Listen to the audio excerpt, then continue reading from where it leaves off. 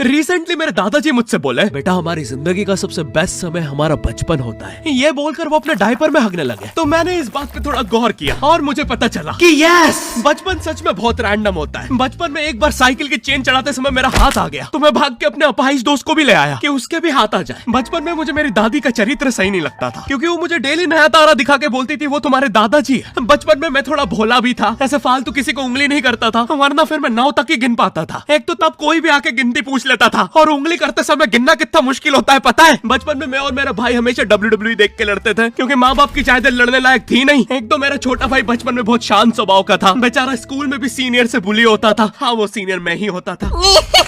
एक बार मुझसे बोलता, भैया डॉक्टर बनना मेरा सपना है। तो मैंने उसे नीट की बुक्स ला दी, तो अब वो उसका पूरा सपना बन गया। अब वो डॉक्टर गेम में भी बीमारी बनता है, और बवासीर पीछे होती है। चिंटू, बुक्स नहीं पढ़ रहा है तू? एक बार बेचारा बिस्तर पे गिर के रोने लग गया, तो सब बोलने लग गए कुछ नहीं हुआ, चींटी मर गई, चींटी मर गई। मैं यहाँ सोच रहा हूँ फिर अभी तक हम चींटियों वाले बिस्तर पे क्यों सो रहे थे? हाँ, घर में सबकी पीठ पे ददोड़े हो रखे हैं। हाँ, ये नहीं गिरता तो हमें तो पता ही नहीं चलता बिस्तर पे चींटियां हैं। हम तो सोए जा रहे हैं चींटियों वाले बिस्तर पे। और स्कूल में जब भी ये छोटे भाई पैंट में हक देते हैं, तो बड़े भाई को क्यों बुलाया जाता है? पता है कितनी घनघोर बेइज्जती होती है पूरी क्लास के सामने, और बुलाते भी इतने सस्पेंस है, वो देख के बड़े भाई का हगना निकल जाता है। ऐसे 2 छोटे बच्चे स्लो मोशन में भाग के आ रहे हैं। हाँ, वो उनकी नॉर्मल स्पीड है। मैं देखता हूँ मेरे भाई को क्राइम सीन से 2 पियून पकड़ के ले जा रहे हैं। उसे ब्राउन रंगे हाथों पकड़ लिया गया। मेरे भाई ने मुझसे जाते जाते कहा, मुझे फंसाया जा रहा है। मुझे पता था इस लेंडे के पीछे की कहानी इतनी सिंपल नहीं हो सकती। कड़ी तहकीकात के बाद मुझे पता चला इस लेंडे के पीछे बड़े बड़े पॉलिटिशियंस, गैंग लीडर्स और माफिया इन्वॉल्व है। मेरा भाई सही कह रहा था, ये उसका लेंडा नहीं है। हैंड्स अप पीटी टीचर, तो वो लेंडा तुम्हारा था।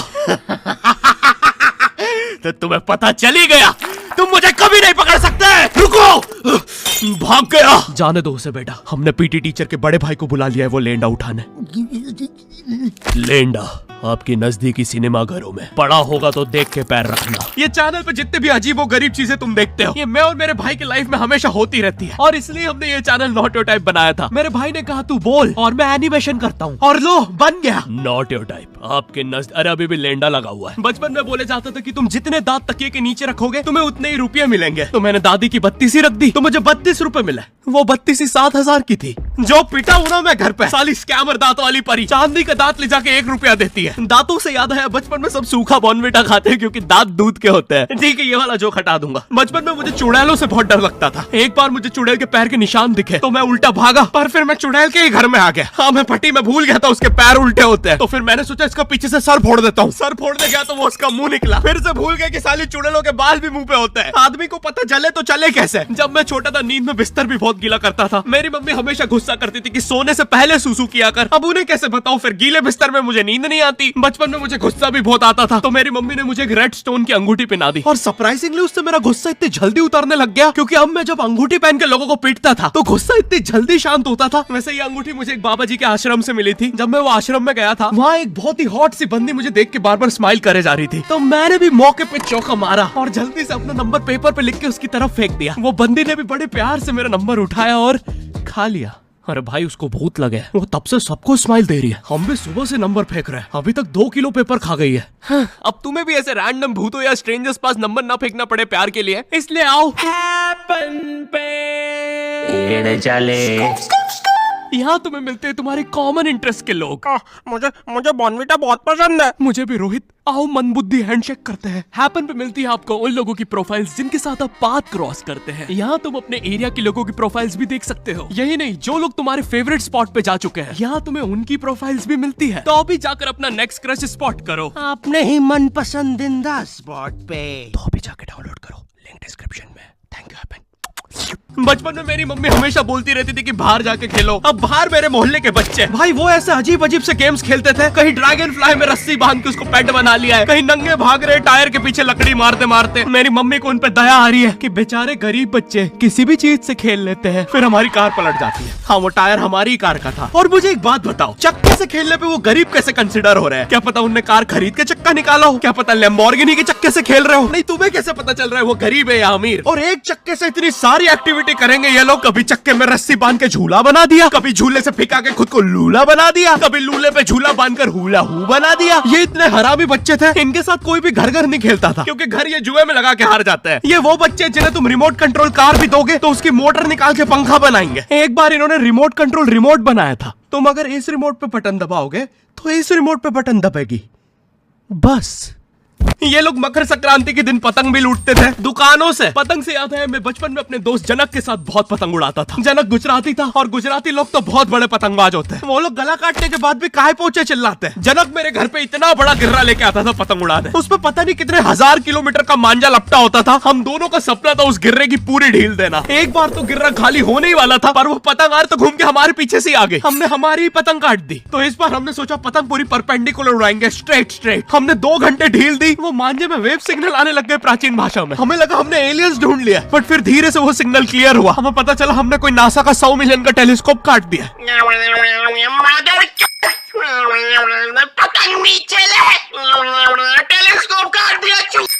नासा का टेलीस्कोप जैसे ही नीचे गिरा, बच्चों से पहले विसरो ने लूट लिया। बहुत वियर्ड था, इतने सारे बुड्ढे छत कूद के भाग रहे थे। एक तो जनक के मांझे में इतनी सारी गठाने होती थी, वो मांझा इतना भारी हो जाता था। हम चौथे माले से पतंग उड़ा रहे, वो दूसरे माले पे उड़ रही है। बचपन में बोला जाता है किसी भी स्ट्रेंजर से बात नहीं करते, तो फिर मैं इशारे करता था। तो फिर दादी मेरे चरित्र पे सवाल उठाती थी। दादी से याद है, पुराने जमाने में एंटरटेनमेंट के लिए कुछ होता नहीं था, तो लोग 7-7, 8-8 बच्चे पैदा कर लेते थे ताकि उन्हें जायदाद पे लड़ता देख मजे ले सके। मेरे पापा के 5 भाई और 4 बहनें हैं, टोटल 9 बच्चे। मेरी दादी ने जिंदगी के 9 साल बस बच्चे दिए। दादी ने 9 साल तक पेट में इतनी लातें खाई है, उनके अंदर से एब्स आ गए थे। मेरी दादी लिटरली अंदर से टूट चुकी थी। उनका इतनी बार ऑपरेशन हो रखा है, उनको डॉक्टर ने टाकों की जगह चेन लगा दी थी। भाई आज के जमाने में तो इतने बच्चे कोई पैदा नहीं करता, उल्टा अबॉर्शन करवा लेते हैं। और यस, मैं अबॉर्शन बोलूंगा क्योंकि मुझे जेल नहीं जाना। एक तो इंडिया में भी अबॉर्शन करवाना लीगल है, लेकिन बच्चे का जेंडर जानना इलीगल है। मतलब तुम मार तो सकते हो, लेकिन किसे मार रहे हो ये पता नहीं कर सकते। तो देखो अब रिस्क कितना बढ़ गया है। क्या पता अंदर शेर बैठा हो या कोई बड़ा गैंगस्टर, क्योंकि तुम्हें तो पता नहीं है तुम किसकी सुपारी दे रहे हो। क्या पता वो अंदर बंदे लेके बैठा हो। बचपन में सबके मम्मी पापा डराते हैं, मस्ती मत करो वरना बोर्डिंग स्कूल भेज देंगे। और मुझे बोर्डिंग स्कूल से इसलिए डर नहीं लगता था कि मैं वहां जाके अपनी फैमिली से दूर हो जाऊंगा। मुझे बोर्डिंग स्कूल से इसलिए डर लगता था क्योंकि वहां पे वो बड़े दांतों वाला ईशान अवस्थी होता है। मैंने पहली बार जब तारे जमीन का ट्रेलर देखा था, तो उसमें वो पागल बच्चे ने आतंक मचा रखा था। फिर मैंने मूवी का नाम पढ़ा, तारे जमीन पे। मुझे लगा बिछाए होंगे इस पागल को पकड़ने के लिए, शॉक वॉक देना होगा तारों से। इसके तो दांत भी इतने बड़े हैं, सारी तारे काट देता होगा। मुझे ट्रेलर देख के लगा कोई एक्शन मूवी है, आमिर खान जोकर बना हुआ है। मुझे लगा यही तारों का जाल बना के पकड़ेगा पागल को। हाँ, ट्रेलर देख के तुम्हें क्या ही समझ में आएगा। एक शॉट में आमिर खान बोल रहा है आपके बच्चे को डिसलेक्सिया है, फिर अगले ही शॉट में जोकर बन के बड़ा मछलियाँ उड़ती क्यों नहीं। फिर मुझे लगा ये शायद अपने माँ बाप को बोल रहा था। और दया तो मुझे उस लंगड़े बच्चे पे आती है जिसके बगल में ईशान अवस्थी को बिठा दिया था। वो बेचारा उठ के भाग भी नहीं सकता। और मैंने तो सुना था बोर्डिंग स्कूल में बस नॉटी बच्चे जाते हैं, तो फिर इस बेचारे गाय से बच्चे को क्यों यहाँ भेज के रखा है। कोई ऐसा तो नहीं इसके पहले पैर थे और ये बहुत मस्ती करता था, तो माँ बाप ने पैर तोड़ के इधर भेज दिया। बस भाई मेरा हो गया है आज का। अगर तुम्हें वीडियो पसंद आई तो यार लाइक मारो। मैं ना क्रिश्चियन स्कूल में था, तो हर साल विंटर हॉलीडेज के पहले मेरे स्कूल में क्रिसमस सेलिब्रेशन होता था। एक मोटा सा सर सेंटा बनकर आता था, फिर जिंगल बेल पर नाचता था। वो कॉस्ट्यूम इतना टाइट होता था कि सर के जिंगल बेल अलग झूमते हुए नजर आते थे। फिर स्टेज पर 5th B के बच्चे आते हैं और बेजुबान पर ब्रेक डांस करते हैं।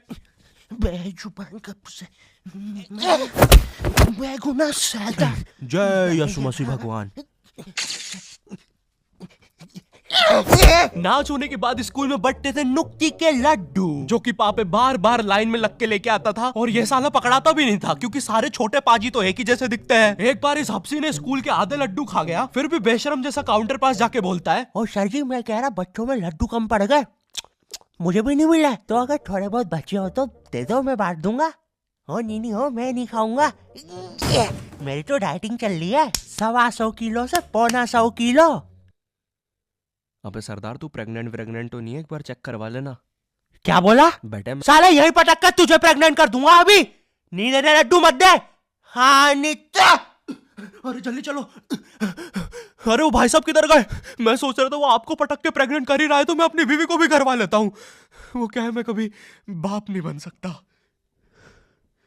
अबे मादर, हमें विंटर हॉलीडेज मिलते थे सोने के लिए, लेकिन हम उन दिनों स्कूल के टाइम से भी पहले उठ रहे हैं। तो फिर हमारे ग्रुप के विराट कोहली ने बोला, क्या हुआ? कम ऑन यार, सबके ग्रुप में एक स्पोर्ट चैंपियन विराट कोहली बच्चा तो होता ही है। हमारे विराट की कहानी है कि उसके पापा ने उसे बड़ी ही उम्मीद और प्यार से एक क्रिकेट की किट और बैट ला के दिया था कि उनका बच्चा सच में विराट कोहली बनेगा। लेकिन फिर वो एक दिन फुटबॉल के साथ खेलते हुए पकड़ा गया, वो भी क्रिकेट किट में। बेटा पापा आप जैसा समझ रहे वैसा कुछ भी नहीं है। बस बेटा, मैंने तुझे रंगे हाथों पकड़ा है। अब तुझे पता है इन रंगे हाथों से मैं क्या करूंगा? सारी उम्र मैं जोकर बढ़िया रहा। पापा बात तो सुनो। पापा ऊपर पंखा है यार। पापा नहीं। अब तुझे और मुझे कोई नहीं रोकेगा। बेटा मैं जनता हूँ, एक हिमालय से नीचे गिरा था। तो हमारी विराट कोहली ने प्लान बनाया कि हम लोग सुबह 6 बजे उठ के फुटबॉल खेलने जाएंगे गवर्नमेंट स्कूल के ग्राउंड पे। वो गवर्नमेंट स्कूल का ग्राउंड ना पब्लिक ग्राउंड था। तो अब तुम सोच रहे होंगे कि वहाँ पे लोग आते होंगे, खेलते होंगे, बढ़िया माहौल रहता होगा। नहीं, नशेड़ियों के कब्जे में था वो ग्राउंड। दारू पी के कांच बिछा के रखते थे वो लोग वहाँ पे, कोई नहीं जा पाता था उधर। नशेड़ी खुद कांच बिछा के फंस जाते थे उधर। 2 गिनीज वर्ल्ड रिकॉर्ड होल्डर है ये लोग कांच बिछाने में। फिर गवर्नमेंट को उन नशेड़ियों से डील करनी पड़ी, तो गवर्नमेंट ने उन्हें स्कूल दे दिया, ग्राउंड रख लिया। तो अब स्कूल के अंदर कांच बिछे हुए होते हैं। खैर, तो मैं और मिन्नू निकल जाते हैं सुबह फुटबॉल के लिए कड़कती ठंड में। हम लोग पापा के घर जाते हैं, वहां पे उसके पापा मिलते हैं। 12,000, 12,001, 12,002। अरे बच्चों, ये है पापे के पापा, एक हार्डकोर बॉडी बिल्डर जिसका खुद का एक जिम है और चूचियां स्टील से भी कड़क है। बैठो बच्चों, प्री वर्कआउट खाओगे? नहीं अंकल, बस आप पापे को बुला दो। अच्छा रुको। बेटे पापे। और पापा के नीचे आ गया, उतर जाओ। अरे पुत्र तू भी ना। अरे 12,000, 12,001, 12,002, 3, 4। अरे बच्चों, कहीं छोड़ दूं क्या गाड़ी से? ओए कुछ भी बोलो यार, मैंने भी पापा जी जैसी चूचियां बनानी है। सुबह 6 बजे ठंड के अंधेरे में हम तीनों साइकिल लेके निकल जाते हैं। हर जगह कोहरा, मुंह से धुआं निकल रहा है। यार ये मुंह से धुआं निकालने वाली चीज ना हम बचपन में करके बहुत कूल बनते थे। वाओ, क्या तुम मेरे साथ लंच करने चलोगे? ओए सिमरन। कोई नहीं, ये ले। वाओ पापा, क्या तुम मेरे साथ लंच? तू रहने दे, मैं खुद ही कर लूंगा तेरा लंच। ओए, तूने देखा कितने ऊपर उछला था? हमारे लिए उस फुटबॉल ग्राउंड तक पहुंचना इतना आसान भी नहीं था, क्योंकि हमारे रास्ते में पड़ता था एक खूंखार गैंग लीडर का इलाका। मेरा नाम है शेरू। जिस भी खंबे पे मुंह दूं, गांव का कोई भी कुत्ता सूंघ के बता देगा कि शेरू ने मूता है, और क्या ही मूता है। तो मैं कहा था, शेरू जो भी चाल चलता है दिमाग से चलता है। 6 आया। मगर शेरू भाई चेस ऐसे नहीं खेलते हैं। पता है बे, हम तो तुम्हें चेक कर रहे थे। शेरू भाई वो ऊंट है, आड़ा चलता है। अबे मजाक कर रहे थे हम। शेरू भाई वो हाथी है, सीधा चलता है। शेरू भाई वो घोड़ा है, वो प्यादा है, वो वजीर है। अरे वो मेरी गोटियां है। अबे ओ सुन, तेरी ना सारी गोटियां निकाल के बलजीत को खिला दूंगा। अभी बस बोला है मैंने बलजीत। बॉस, हमारे इलाके में कोई लौंडे घुसा है। ओ जल्दी चला, ये इलाका शेरू भाई का है।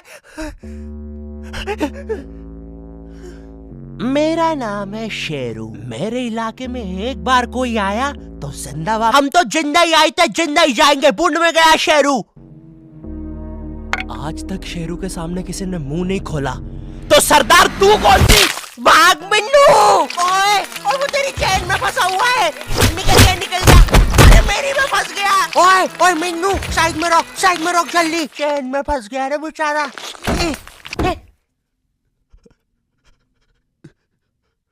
पकड़ो ना उन्हें। मिन्नू तेज चला भाई, पापा मैं थक गया हूँ, वो हमें पकड़ लेंगे।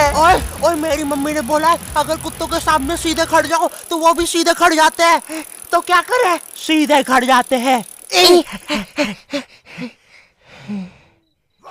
पापा मुझे उनकी आवाजें आ रही है। चुप रह, ऐसा सोच हमने कुछ किया ही नहीं है। पापा लगता है वो पास आ रहे हैं। पापा लगता है वो आ गए। पापा चाट रहा है वो मुझे।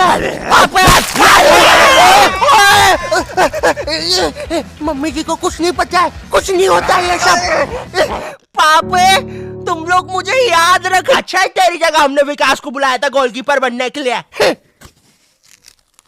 पापा तू कितना मादर। हम लोग जैसे तैसे ग्राउंड पहुंचते हैं, वहाँ पे बाकी दोस्त भी मिल जाते हैं। फिर हम सब लोग डिसाइड करते हैं कि पहले मिन्नू के लिए 2 मिनट का मौन रख लेना चाहिए। मिन्नू एक अच्छा व्यक्ति था, भगवान उसके बीवी बच्चों को सुखी रखे। अब हम उसके लिए 2 मिनट का मौन रखेंगे और भगवान से प्रार्थना करेंगे, हे भगवान जी इस बर्थडे पे मुझे पापा जी से वीडियो गेम दिलवा दो प्लीज, आमेन। फिर बाद में हम लोग सब खुद को मेंटली प्रिपेयर करते थे उस पत्थर वाले ग्राउंड में खेलने के लिए, क्योंकि अगर एक बार तुम उस ग्राउंड में रगड़ाए, उसके बाद तुम्हें अपनी आधार कार्ड की फोटो खुद से सुंदर लगने लग जाएगी। तुम अपने आप को पहचानने से इनकार कर दोगे, जैसे डिप्रेशन में रवि कर रहा है। ये मैं नहीं हूँ, हुई नहीं मैं ये। पुलिस जी एक मिसिंग रिपोर्ट लिखवानी है। किसकी?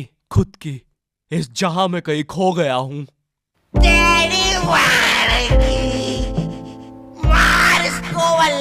डॉक्टर साहब क्या आप एक फ्रैक्चर मुझे भी लगा देंगे? अच्छे खासे तो हो, किधर लगाना है फ्रैक्चर? मेरे दिल में, क्योंकि वो टूट चुका है।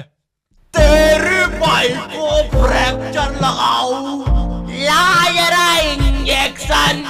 भैया क्या आप मुझे वहां ले चलोगे? हाँ जी ले चलेंगे। किधर जाना है? उसकी यादों से दूर। रोड निकाल पांडे, ले इसको गाड़ी के नीचे।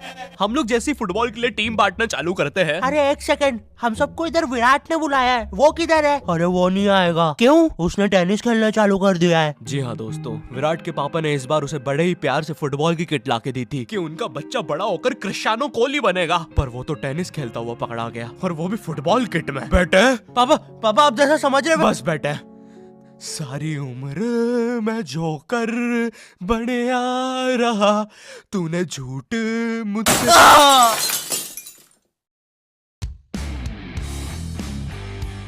यो हेलो, देखो मैं इस बंदे का स्वैग नहीं तोड़ना चाहता हूँ, ठीक है, इसलिए मैं इसी बैकग्राउंड म्यूजिक पर आउटरो दूंगा। एंड आई होप तुम्हें वीडियो पसंद आई होगी। अगर वीडियोस तुम्हारे चेहरे पर थोड़ी सी भी स्माइल या मुस्कुराहट आ रही है या पैदा हो रही है तो प्लीज वीडियोस को शेयर करना मत भूलना, जहां भी तुम शेयर करते हो, इंस्टाग्राम, व्हाट्सएप, गूगल में।